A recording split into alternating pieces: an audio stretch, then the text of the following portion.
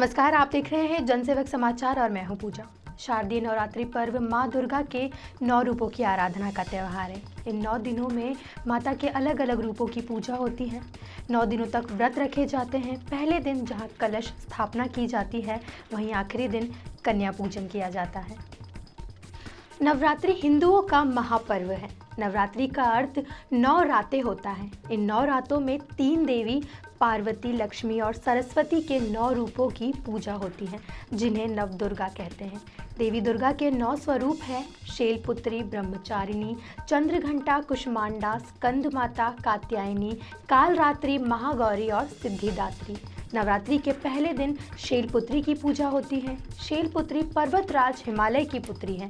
इनकी उपासना करने पर सुख और सिद्धि की प्राप्ति होती है। नवरात्रि के दूसरे दिन माता भगवती के ब्रह्मचारिणी स्वरूप की पूजा होती है। ऐसी मान्यता है कि इन्होंने भगवान शिव को पति के रूप में प्राप्त करने के लिए कठिन तप किया था। इनकी उपासना से यश और सिद्धि की प्राप्ति होती है। तीसरा दिन माता चंद्रघंटा के नाम होता है।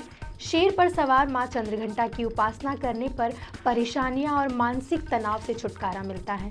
मां दुर्गा का चौथा स्वरूप मां कुष्मांडा है। इनकी उपासना से आयु और यश में बढ़ोतरी होती है। सभी तरह की इच्छाओं की पूर्ति के लिए मां दुर्गा के 5वें स्वरूप स्कंद माता की पूजा होती है।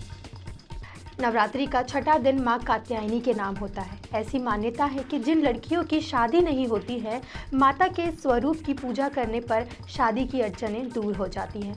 7वें दिन मां कालरात्रि की पूजा करने से काल और शत्रुओं का नाश होता है।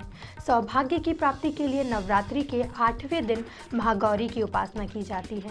रुके हुए कामों को पूरा करने के लिए और सिद्धि प्राप्ति के लिए नवरात्रि के आखिरी दिन मां सिद्धिदात्री की पूजा होती है।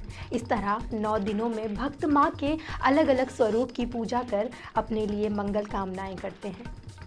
नवरात्रि पर हम आपको 9 दिनों तक मां भगवती के दरबारों के दर्शन करवाएंगे। इसके लिए आप देखते रहिए जनसेवक समाचार। धन्यवाद।